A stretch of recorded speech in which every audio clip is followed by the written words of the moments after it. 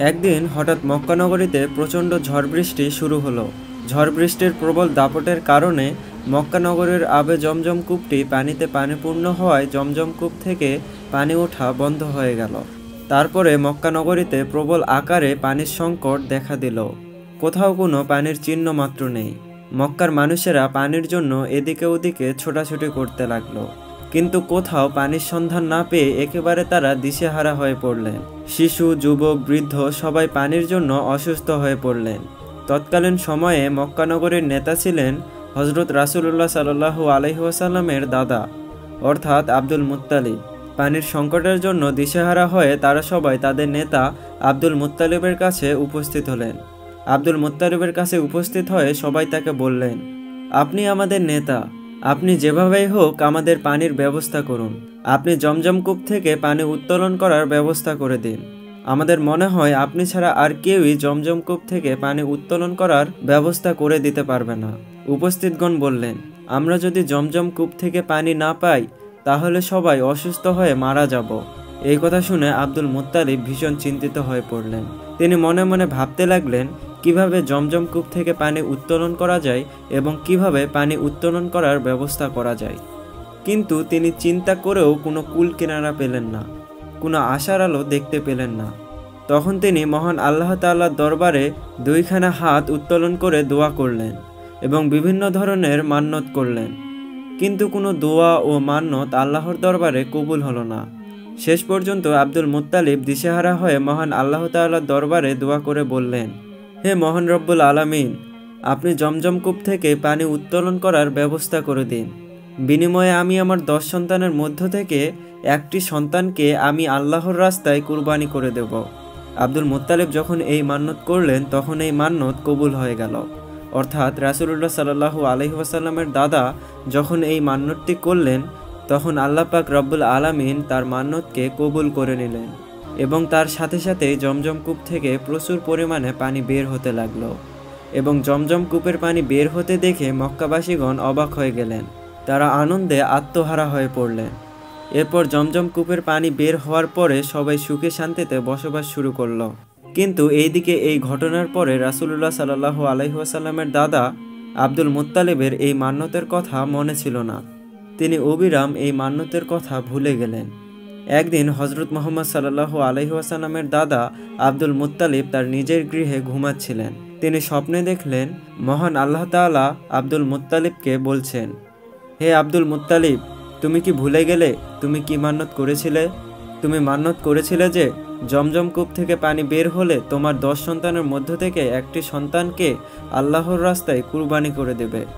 তুমি তোমার মান্নত পূরণ করো। এই স্বপ্ন দেখার পর আব্দুল মুত্তালিব ঘুম থেকে জাগ্রত হলেন এবং উঠে বসে পড়লেন। তারপর তিনি চিন্তা করতে লাগলেন, সত্যিই তো আমি মান্নত করেছিলাম যে জমজম কূপ থেকে পানি বের হলে আমি আমার 10 সন্তানের মধ্য থেকে একটি সন্তানকে আমি আল্লাহর রাস্তায় জবাই করে দেব, কিন্তু আমি আমার মান্নতের কথা বেমালুম ভুলেই গিয়েছি। আব্দুল মুত্তালিব তার এই স্বপ্নের কথা কারো সাথে প্রকাশ করলেন না। পরের দিন রাতের বেলা তিনি আবার যখন ঘুমাচ্ছিলেন আবারও স্বপ্নে দেখলেন মহান আল্লাহ পাক রব্বুল আলামিন তাকে বলছেন, হে আব্দুল মুত্তালিব, তুমি কি ভুলে গেলে তুমি কি মান্নত করেছিলে? অতএব তুমি তোমার মান্নত পূরণ করো। এবারও তিনি এই স্বপ্নের কথা কারো সাথে প্রকাশ করলেন না।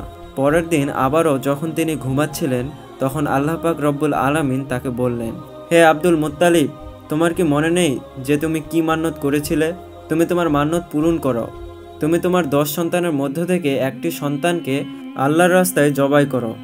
যদি 7 দিনের মধ্যে এই মান্নত পূরণ না করো তাহলে তোমার 10 সন্তান মৃত্যুবরণ করবে এবং জমজম কূপ থেকে পানি বের হবে না, একেবারেই চিরদিনের জন্য বন্ধ হয়ে যাবে। আব্দুল মুত্তালিব এই স্বপ্ন দেখার পর ভয়ে কাঁপতে লাগলেন। রাসূলুল্লাহ সাল্লাল্লাহু আলাইহি ওয়াসাল্লামের দাদা আব্দুল মুত্তালিব চিন্তা করতে লাগলেন যে তিনি কি করবেন। কিছুই তার বুঝে আসছে না, কারণ তার 10 সন্তানের মধ্য থেকে কাকে তিনি জবাই করবেন এটাই তিনি বুঝে উঠতে পারছেন না। পরের দিন সকালবেলা আব্দুল মুত্তালিব তাওরাত পণ্ডিতদেরকে ডাকলেন। তাওরাত পণ্ডিতেরা আব্দুল মুত্তালিবের কাছে আসলেন। তখন আব্দুল মুত্তালিব ভীষণ চিন্তিত এবং পেরেশানি অবস্থায় তাওরাত পণ্ডিতদেরকে বললেন, হে পণ্ডিতগণ, আমি মহান আল্লাহ পাক রব্বুল আলামিনের দরবারে মান্নত করেছিলাম জমজম কূপ থেকে পানি বের হলে আমি আমার 10 সন্তানের মধ্যে হতে একটি সন্তানকে আল্লাহর রাস্তায় কুরবানি করে দেব। আমার মান্যত মহান আল্লাহ পাক রব্বুল আলামিন কবুল করে নিয়েছেন। জমজম কূপ থেকে আবারও পানি বের হয়েছিল, কিন্তু তারপর আমি আমার সেই মান্যতের কথা একেবারেই ভুলে গিয়েছিলাম। গত 3 দিন পর্যন্ত মহান আল্লাহ পাক রব্বুল আলামিন আমাকে স্বপ্নে দেখিয়েছেন। মহান আল্লাহ তাআলা আমাকে বলেছেন আমার মান্যত পূরণ করতে। তিনি 3 দিন পর্যন্ত আমাকে বলেছেন, হে আব্দুল মুত্তালিব, তোমার কি মনে নেই যে তুমি কি মান্যত করেছিলে? তুমি তোমার মান্যত পূরণ করো। আমার 10 সন্তানের মধ্যে হতে একটি সন্তানকে জবাই করে দিতে হবে। আমি যদি আমার মান্যত পূরণ না করি তাহলে 10 সন্তান মৃত্যুবরণ করবে এবং জমজম কূপ থেকে চিরদিনের জন্য পুনরায় পানি ওঠা বন্ধ হয়ে যাবে। আপনারা বলুন, এখন আমি কি করতে পারি? তখন পণ্ডিতগণ বললেন, হে আব্দুল মুত্তালিব, যেহেতু আপনি মান্যত করেছেন এবং মান্যত মহান আল্লাহ পাক রব্বুল আলামিন পূরণ করে আপনাকে স্বপ্নে সেই মান্যত পূরণ করতে বলেছেন, তাহলে অবশ্যই আপনাকে আপনার 10 সন্তানের মধ্যে একজনকে আল্লাহর রাস্তায় জবাই করতে হবে।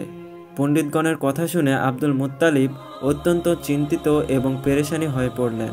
তিনি কি করবেন কিছুই ভেবে পাচ্ছিলেন না। তার 10 সন্তানের মধ্যে কাকে তিনি জবাই করবেন তাই তিনি ভেবে পাচ্ছিলেন না, কারণ তার 10 সন্তানই তার কাছে প্রিয় ছিল। তারপর তিনি কোনো উপায় না পেয়ে পরের দিন তার সন্তানদেরকে ডাকলেন। আব্দুল মুত্তালিবের বড় সন্তান ছিলেন আব্বাস রাদিয়াল্লাহু তাআলা আনহু। আব্দুল মুত্তালিব প্রথমে তাকেই বললেন, হে আমার পুত্র, আমি মান্যত করেছিলাম যে জমজম কূপ থেকে পুনরায় পানি বের হলে আমি আমার 10 সন্তানের মধ্যে থেকে একটি সন্তানকে আল্লাহর রাস্তায় জবাই করে দেব।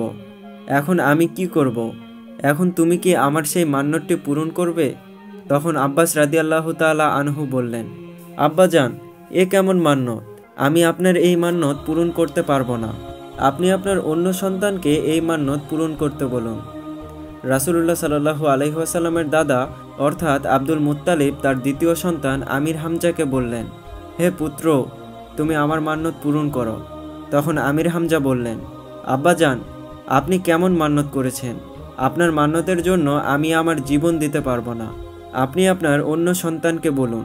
এভাবেই আব্দুল মুত্তালিব একে একে সব সন্তানদেরকে বললেন, কিন্তু কেউই এতে রাজি হলো না। বাকি ছিল তার একটি সন্তান, সেটি হলো তার সবচাইতে ছোট সন্তান, যার নাম হলো আব্দুল্লাহ। আব্দুল্লাহ ছিলেন হযরত রাসূলুল্লাহ সাল্লাল্লাহু আলাইহি ওয়াসাল্লামের পিতা এবং আব্দুল মুত্তালিবের সবচেয়ে প্রিয় সন্তান। আব্দুল মুত্তালিব আব্দুল্লাহকে অনেক স্নেহ এবং আদর যত্ন করতেন এবং তাকে অধিক পরিমাণে ভালোবাসতেন। যখন আব্দুল মুত্তালিবের কথায় তার 9 জন ছেলে রাজি হলো না, তখন মুত্তালিব অত্যন্ত চিন্তিত হয়ে পড়লেন। তারপর আব্দুল্লাহ তার পিতাকে চিন্তিত মুখমণ্ডল দেখে বললেন, আব্বাজান, আপনার কি হয়েছে? আমি তো কিছুই বুঝতে পারছি না। আপনি কি নিয়ে এত চিন্তা করছেন? তখন আব্দুল মুত্তালিব তার সবচাইতে ছোট পুত্র রাসূলুল্লাহ সাল্লাল্লাহু আলাইহি ওয়াসাল্লামের পিতা আব্দুল্লাহকে বললেন, হে আমার প্রিয় সন্তান আব্দুল্লাহ, আমি মান্যত করেছিলাম যে জমজম কূপ থেকে পুনরায় পানি বের হলে আমি আমার 10 সন্তানের মধ্য থেকে একটি সন্তানকে আল্লাহর রাস্তায় জবাই করে দেব। কিন্তু 10টি সন্তানের মধ্য হতে কেউই আমার এই মান্যত পূরণ করার জন্য রাজি হলো না এবং আল্লাহ পাক রব্বুল আলামিন বলেছেন, হে আব্দুল মুত্তালিব, তুমি যদি তোমার 10টি সন্তানের মধ্যে হতে একটি সন্তানকে আল্লাহর রাস্তায় জবাই না করো তাহলে তোমার 10 সন্তান মৃত্যুবরণ করবে এবং পবিত্র জমজম কূপের পানি পুনরায় বন্ধ হয়ে যাবে, এমনকি চিরদিনের জন্য সেই পানি ওঠা বন্ধ হয়ে যাবে। এখন আমি কি করব? তখন ছোট পুত্র আব্দুল্লাহ বললেন, আব্বাজান, আপনি কোনো চিন্তা করবেন না। আব্বাজান, আমাকে আপনি আল্লাহর রাস্তায় জবাই করে আপনার মান্যত পূরণ করুন। আব্দুল মুত্তালিব তার ছোট পুত্র আব্দুল্লাহর কথাগুলো শুনে খুবই খুশি হলেন, কিন্তু অন্যদিকে অত্যন্ত দুঃখ পেলেন। তার কারণ ছিল আব্দুল মুত্তালিবের অত্যন্ত প্রিয় সন্তান ছিল তার ছোট্ট পুত্র আব্দুল্লাহ। প্রিয় সন্তান হারানোর ব্যথা তার হৃদয়ে বইতে লাগলো, কিন্তু ছোট পুত্র আব্দুল্লাহকে জবাই করা ছাড়া আব্দুল মুত্তালিবের আর কোনো উপায় ছিল না, কারণ আব্দুল্লাহকে জবাই না করলে তার 10 সন্তানকে হারাতে হবে এবং পবিত্র জমজম কূপের পানি পুনরায় বন্ধ হয়ে যাবে। এ কারণে হয়তোবা সকল মক্কাবাসীগণ পানির অভাবে মৃত্যুবরণ করবে। তারপর আব্দুল মুত্তালিব তার ছোট পুত্র আব্দুল্লাহকে নিয়ে কাবার উদ্দেশ্যে রওনা হয়ে গেলেন। কিছুক্ষণ পর তারা কাবার চত্বরে উপস্থিত হলেন। সেখানে সকল মক্কাবাসীগণ উপস্থিত হলেন। এদিকে আব্দুল্লাহকে জবাই করার খবর পেয়ে মক্কার অন্যান্য নারী পুরুষ সবাই সেখানে উপস্থিত হলেন। সেখানে যে সকল নারীরা উপস্থিত ছিল তার মধ্যে একজন ছিলেন ওরাকা বিন নওফেলের কন্যা মরিয়ম। ওরাকা বিন নওফেল ছিলেন তৎকালীন তাওরাত কিতাবের পণ্ডিত। তার কন্যা ছিল মরিয়ম। মরিয়মও তাওরাত কিতাবের খুবই পারদর্শী ছিলেন। তিনি জানতেন তাওরাত গ্রন্থে লেখা ছিল এই আবদুল্লাহর ওরসেই জন্ম নেবে আখিরে নবী মাহবুবে আলম আল্লাহর প্রিয় হাবিব হজরত মুহাম্মদ সাল্লাল্লাহু আলাইহি ওয়াসাল্লাম। তাই তিনি আবদুল্লাহকে জবাই করতে মানা করলেন। কোনো মতেই আবদুল্লাহকে জবাই করতে দিতে চাইলেন না। তিনি আব্দুল মুত্তালিবকে বললেন, আবদুল্লাহকে কোনো মতে জবাই করা যাবে না, কারণ তাওরাত কিতাবে লিখিত আছে এই আবদুল্লাহর ওরসেই আখিরে নবী হজরত মুহাম্মদ সাল্লাল্লাহু আলাইহি ওয়াসাল্লাম এই পৃথিবীতে আগমন করবেন। তারপর রাসূলুল্লাহ সাল্লাল্লাহু আলাইহি ওয়াসাল্লামের দাদা আব্দুল মুত্তালিব মরিয়মকে বললেন, আমি মান্যত করেছিলাম যে জমজম কূপ থেকে পানি পুনরায় উত্তোলন হলে আমি আমার 10 সন্তানের মধ্য হতে একটি সন্তানকে আল্লাহর রাস্তায় জবাই করে দেব। সেই অনুযায়ী এখন যদি 10 সন্তানের মধ্য থেকে একটি সন্তানকে জবাই না করি তাহলে আমার 10 সন্তানকে মৃত্যুবরণ করতেই হবে এবং জমজম কূপ থেকে আবারও পানি ওঠা বন্ধ হয়ে যাবে। তখন মরিয়ম বললেন, যাই হোক না কেন আবদুল্লাহকে কোনো মতেই জবাই করা যাবে না, বিনিময়ে এই মক্কা নগরীতে রক্তের বন্যা বয়ে যাবে, তবুও আমরা আবদুল্লাহকে জবাই করতে দেব না। মরিয়ম বললেন, প্রয়োজনে আপনি আপনার অন্য সন্তানের মধ্য থেকে যে কোনো একটি সন্তানকে জবাই করেন। মরিয়মের সঙ্গে সকল মক্কাবাসীগণ বলে উঠল, আমরা কোনো মতেই আবদুল্লাহকে জবাই করতে দেব না। অপরদিকে অন্যান্য মক্কাবাসীগণ বলল, আমরা যদি আবদুল্লাহর চেহারা দেখে ব্যবসা এবং সফর করি তাহলে আমাদের ব্যবসা ভালো হয়। হে আব্দুল মুত্তালিব, আপনার ছোট পুত্র আবদুল্লাহকে আমরা কোনো মতেই জবাই করতে দেব না। তারপর আব্দুল মুত্তালিব কোনো উপায় দেখতে না পেয়ে শেষ পর্যন্ত তাওরাত পণ্ডিতের কাছে আবার চলে গেলেন এবং সমস্ত ঘটনাগুলি তাদেরকে খুলে বললেন। তখন তাওরাত পণ্ডিতগণ তার প্রশ্ন শুনে বললেন, আপনি এখন গিয়ে লটারির ব্যবস্থা করুন। এই লটারিতে উটের নাম লিখুন এবং আপনার ছোট পুত্র আবদুল্লাহর নাম লিখুন। এই লটারিতে যার নাম উঠবে তাকে আপনি আল্লাহর রাস্তায় জবাই করে দেবেন। এরপর সকল মক্কাবাসীর সামনে আব্দুল মুত্তালিব লটারির ব্যবস্থা করে দিলেন। সেখানে উটের নাম লেখা হলো এবং আবদুল্লাহর নাম লেখা হলো। এই দুইটি কাগজ তারা একটি পাত্রের ভেতরে দিয়ে দিল। যখন পাত্রের ভেতর থেকে কাগজটি তুলল তখন দেখা গেল আবদুল্লাহর নাম উঠল। এদিকে মক্কাবাসীগণ কোনো মতেই আবদুল্লাহকে জবাই করতে দিবে না। আবারও লটারির ব্যবস্থা করা হলো এবং কাগজ তুলে দেখে আবারও আবদুল্লাহর নাম উঠল। এভাবেই লটারি করতে করতে 99 বার এই পাত্র থেকে লটারির মাধ্যমে কাগজটি তোলা হলো, কিন্তু প্রতিবারই আবদুল্লাহর নাম উঠল। তারপর আব্দুল মুত্তালিব বললেন, আর কোনো উপায় নেই, এবার আমার প্রিয় আবদুল্লাহকে জবাই করতেই হবে। যেহেতু আমি মান্যত করেছিলাম তাই আমাকে মান্যত পূরণ করতেই হবে এবং মান্যত পূরণ করার জন্য আমাকে শেষ পর্যন্ত আমার প্রিয় পুত্র আবদুল্লাহকে জবাই করতে হবে। আব্দুল মুত্তালিবের এই কথা শুনে তাওরাত পণ্ডিতের কন্যা মরিয়ম বললেন, না, আবদুল্লাহকে জবাই করা যাবে না। আপনি আবারও নতুন করে লটারির ব্যবস্থা করুন। যতক্ষণ পর্যন্ত উটের নাম না ওঠে ততক্ষণ পর্যন্ত আপনি লটারি চালিয়ে যাবেন। আবারও লটারির ব্যবস্থা করা হলো। এরপর শেষ পর্যায়ে অর্থাৎ 100 বারের পর এই লটারিতে উটের নাম উঠল। এবার সকল মক্কাবাসীগণ আনন্দে আত্মহারা হয়ে উঠল। সকলে খুশি হলো, কারণ তাদের প্রিয় আবদুল্লাহকে আর জবাই করতে হবে না। এই ভেবে সবাই খুশিতে আত্মহারা হয়ে উঠল। তারপর আব্দুল মুত্তালিব অত্যন্ত খুশি হয়ে 100টি উট আল্লাহর রাস্তায় জবাই করে দিলেন। এদিকে আবদুল্লাহ ধীরে ধীরে বড় হতে লাগলো। যখন তিনি বিবাহের উপযুক্ত হলো তখন বহু জায়গা থেকে আবদুল্লাহর জন্য বিবাহের সম্বন্ধ আসতে লাগলো, কারণ তৎকালীন সময়ে আবদুল্লাহ ছিলেন সবচেয়ে সুন্দর পুরুষ। আবদুল্লাহকে দেখে যে কারো ভালো লেগে যেত। আবদুল্লাহকে পাওয়ার জন্য মক্কার রমণীরা অধীর হয়ে থাকত। মক্কার রমণীরা মান্যত করত আবদুল্লাহকে স্বামী হিসাবে পাওয়ার জন্য, কারণ আবদুল্লাহ ছিলেন অত্যন্ত সুন্দর, ভদ্র ও সৎ চরিত্রবান পুরুষ। প্রতিদিন আবদুল্লাহর জন্য অনেক বিবাহের প্রস্তাব আসত, কিন্তু কোনোটারই রাজি হতো না, কারণ আব্দুল মুত্তালিব তার বন্ধু আব্দুল ওহাব ইবনে আবদে মানাফের কাছে ওয়াদা করেছিলেন তার কন্যার সাথে আবদুল্লাহর বিবাহ দেবেন। তার কন্যার নাম ছিল আমিনা। তারা মদিনায় বসবাস করতেন। তারপর কিছুদিন পরে আব্দুল মুত্তালিব তার ছোট পুত্র আবদুল্লাহকে নিয়ে মদিনার উদ্দেশ্যে রওনা হয়ে গেলেন। উদ্দেশ্য ছিল আবদুল্লাহর সাথে আমিনার বিবাহ দেওয়া।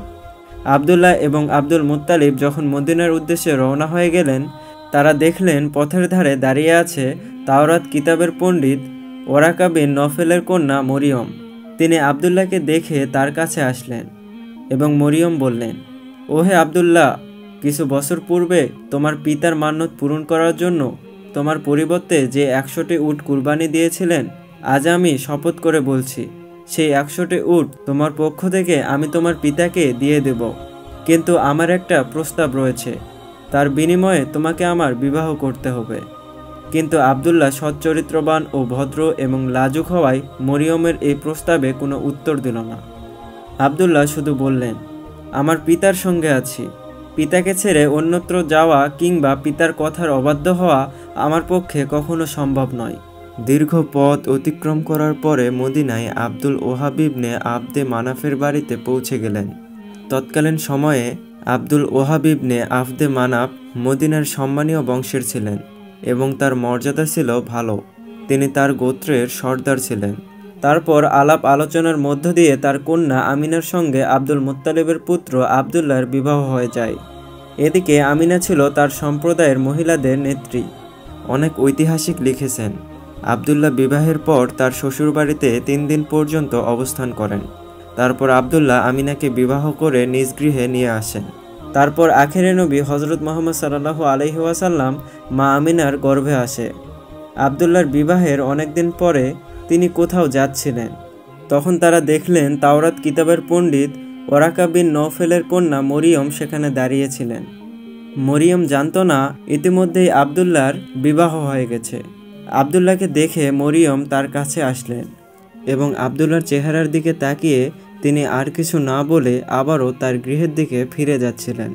এই ঘটনা দেখে আবদুল্লাহ কিছুটা অবাক হয়ে মরিয়মকে জিজ্ঞাসা করলেন, হে মরিয়ম, সেদিন তুমি আমাকে বিবাহের জন্য প্রস্তাব দিয়েছিলে, কিন্তু আমাকে দেখে আজ কিছু না বলে কেন এরকমভাবে চলে যাচ্ছ? এর কারণ কি আমি জানতে পারি? তখন মরিয়ম বললেন, তুমি বিয়ে করেছ, ইতিমধ্যেই তুমি অন্য এক নারীর স্বামী, তোমার চেহারার পরিবর্তন ঘটেছে, এটা আমি স্পষ্ট দেখতে পেরেছি। আমি সেদিন তোমাকে বিয়ের প্রস্তাব দিয়েছিলাম, তার কারণ হলো তোমার ললাটে এক উজ্জ্বল নূর ছিল। সেই নূরের জ্যোতি যেমন তেমন ছিল না। এর আগে কখনোই কোনো পুরুষের ললাটে এমন দেখিনি, কিন্তু আজ তোমার ললাটে সেই নূর দেখতে পাচ্ছি না। এর কারণ হচ্ছে এখন এটার অধিকারিণী হলো তোমার সৌভাগ্যবান স্ত্রী। সুতরাং এখন আমার আর তোমার কোনো প্রয়োজন নেই। এই ভেবেই কোনো কথা না বলে আমি চলে যাচ্ছিলাম। এই কথা বলা শেষ হলে মরিয়ম সেখান থেকে চলে গেল। অতঃপর আবদুল্লাহ বাড়ি ফিরল। তারপর থেকে আবদুল্লাহ ও আমিনা সুখে শান্তিতে সংসার করতে লাগলো। কিছুদিন পরে আব্দুল মুত্তালিব আবদুল্লাহকে খেজুর আনার জন্য সুদূর মদিনায় পাঠায়। খেজুর নিয়ে আসার সময় আবদুল্লাহ কুরাইশদের একটি বাণিজ্য কাফেলার সঙ্গে সফর করেছিলেন, কিন্তু পথেই হঠাৎ অসুস্থ হয়ে পড়লেন, যার ফলে আবদুল্লাহ মদিনায় অবতরণ করেন এবং সেখানেই তিনি ইন্তিকাল করেন। ইন্না লিল্লাহি ওয়া ইন্না ইলাইহি রাজিউন। আবদুল্লাহ যখন ইন্তিকাল করেন, প্রিয় নবী হজরত মুহাম্মদ সাল্লাল্লাহু আলাইহি ওয়াসাল্লাম তখন আমিনার গর্ভে ছিলেন। বিশ্বজাহানের সর্দার, সর্বশেষ ও সর্বশ্রেষ্ঠ নবী হজরত মুহাম্মদ সাল্লাল্লাহু আলাইহি ওয়াসাল্লাম 570 খ্রিস্টাব্দে রবিউল আওয়াল মাসে জন্মগ্রহণ করেন। রাসূলুল্লাহ সাল্লাল্লাহু আলাইহি ওয়াসাল্লামের জন্মের সময় পৃথিবীতে এমন কিছু অলৌকিক ঘটনা ঘটেছিল যা সবাইকে অবাক করে শ্রেষ্ঠ নবীর আগমনকে মানুষের সামনে স্পষ্ট করে তুলেছিল। বিশ্বনবী সাল্লাল্লাহু আলাইহি ওয়াসাল্লামের জন্মের কিছুদিন পূর্বে আব্রাহার হস্তি বাহিনীর ঘটনা আসহাবে ফিল ঘটে। আব্রাহার হস্তি বাহিনী যখন খানায়ে কাবার উপর আক্রমণ করেছিল, তখন আল্লাহ তাআলা তাদেরকে আবাবিল নামক ক্ষুদ্র পাখি দ্বারা ধ্বংস করেছিলেন। এই ঘটনাটি বিশ্বনবী সাল্লাল্লাহু আলাইহি ওয়াসাল্লামের জন্মের এক বড় বরকতের পটভূমি ছিল বলে সিরাতের কিতাবগুলোতে উল্লেখ রয়েছে। হজরত ওসমান ইবনে আবদুল্লাহ ইবনে আবি আস রাদিয়াল্লাহু তাআলা আনহু এর মা হজরত ফাতিমা বিনতে আবদুল্লাহ রাদিয়াল্লাহু তাআলা আনহা বর্ণনা করেন, রাসূলুল্লাহ সাল্লাল্লাহু আলাইহি ওয়াসাল্লাম জন্মের মুহূর্তে আমি মা আমিনার কাছে ছিলাম। আমি দেখলাম বিবি আমিনার ঘরটি আলোয় আলোকিত হয়ে গেল এবং আকাশের সব তারকা নিচের দিকে ঝুঁকে পড়ল। আমার মনে হচ্ছিল যেন তারকাগুলো আমার উপর এসে পড়ছে। বিশ্বনবীর জন্মক্ষণে যেখানে পৃথিবীতে নবুয়তের সূর্যোদয় ঘটেছিল, অন্যদিকে পারস্য সম্রাট কিসরার রাজপ্রাসাদে এক বিশাল ভূমিকম্পের সৃষ্টি হয়েছিল। এই ভূমিকম্পের দরুন রাজপ্রাসাদের 14টি গম্বুজ ভেঙে চুরমার হয়ে যায়। পারস্যের এক অগ্নিকাণ্ড যা 1000 বছর ধরে বিরতিহীনভাবে জ্বলছিল, সেই শুভ মুহূর্ত হঠাৎ নিভে যায়। সাওয়া নামক এক নদীতে যথারীতি পানি প্রবাহিত হচ্ছিল। বিশ্বনবী সাল্লাল্লাহু আলাইহি ওয়াসাল্লামের আগমনের মুহূর্তে হঠাৎ তার অর্ধেক জলরাশি শুকিয়ে যায়। এটা ছিল অগ্নি পূজাসহ সব ভ্রান্তির অবসানের ইঙ্গিত। সহিহ হাদিসে বর্ণনা আছে যে জন্মের সময় বিশ্বনবীর মায়ের পেট থেকে এমন একটি নূরের বিচ্ছুরণ ঘটেছিল যার আলোকে পূর্ব থেকে পশ্চিম দিগন্ত পর্যন্ত সবকিছুই আলোকিত হয়ে গিয়েছিল। কোনো বর্ণনায় পাওয়া যায় বিশ্বনবী সাল্লাল্লাহু আলাইহি ওয়াসাল্লাম যখন ভূমিতে আবির্ভূত হলেন তখন উভয় হাতের উপর ভর দিয়েছিলেন এবং এরপর এক মুষ্টি মাটি নিয়ে আকাশের দিকে দৃষ্টিপাত করলেন। হযরত ইবনে সুফিয়ান রাদিয়াল্লাহু তাআলা আনহু বর্ণনা করেন যে হযরত আয়েশা রাদিয়াল্লাহু তাআলা আনহা বলেছেন, বিশ্বনবী সাল্লাল্লাহু আলাইহি ওয়াসাল্লামের জন্মের সময় এক ইহুদি ব্যবসার উদ্দেশ্যে মক্কা নগরীতে বসবাস করত। যে রাতে বিশ্বনবী সাল্লাল্লাহু আলাইহি ওয়াসাল্লাম পৃথিবীতে আগমন করেন সেই রাতের পরবর্তীকালে সে কুরাইশদের কাছে জিজ্ঞেস করল, গত রাতে এই এলাকায় কোনো শিশুর জন্ম হয়েছে কি? উপস্থিত কুরাইশদের লোকেরা বলল, এ বিষয়ে আমরা কিছুই জানি না। লোকটি বলল, তোমরা এই বিষয়টির অনুসন্ধান করো, কেননা এই রাতে বর্তমান উম্মতের নবী ভূমিষ্ঠ হয়েছেন। তার মধ্যবর্তী স্থানে একটি বিশেষ নিদর্শন অর্থাৎ মুহুরে নবুয়ত রয়েছে। জন্মের পর শিশুটির মুখে জিনো আঙ্গুল ঢুকিয়ে রাখার ধরন থাকবে এবং শিশুটি 2 দিন ধরে কারো দুধ পান করবে না। কুরাইশদের লোকেরা সন্ধান করে জানতে পারল যে আবদুল্লাহর এক পুত্র সন্তান ভূমিষ্ঠ হয়েছে। ইহুদিকে এই সংবাদ জানানো হলে সেও শিশুটিকে দেখার জন্য আগ্রহ জানালো এবং সে বলল, চলো আমিও শিশুটিকে দেখব। ইহুদি লোকটি যখন শিশুটিকে দেখল এবং তার 2 কাঁধের মাঝে মুহুরের নবুয়তের নিদর্শন দেখতে পেল তখন সে চিৎকার করে বেহুশ হয়ে গেল। হুঁশ ফিরে আসার পর লোকটি বলল, নবুয়তের বাণী ইসরাইল আজ থেকে শেষ হয়ে গেল। হে কোরাইশ সম্প্রদায়, ভবিষ্যতে এই শিশু তোমাদের প্রতি এমন এক আক্রমণ পরিচালনা করবে যার সংবাদ পূর্ব থেকে পশ্চিম পর্যন্ত ছড়িয়ে পড়বে। এছাড়া আরও অনেক আশ্চর্যজনক ঘটনা সিরাতের পাতায় পাতায় সোনালী অক্ষরে লেখা রয়েছে। প্রিয় দর্শক, আসুন আমরা বিশ্বনবীর চরিত্র লক্ষ্য করে আমাদের জীবন গড়ি, তাহলে এই পৃথিবী থেকে সমস্ত অন্ধকার দূরীভূত হয়ে আসবে। আল্লাহ পাক রাব্বুল আলামিন যেন আমাদের সবাইকে প্রিয় নবী হযরত মুহাম্মদ সাল্লাল্লাহু আলাইহি ওয়াসাল্লাম এর দেখানো পথে চলার তৌফিক দান করেন। সকলেই কমেন্ট বক্সে আমিন লিখুন।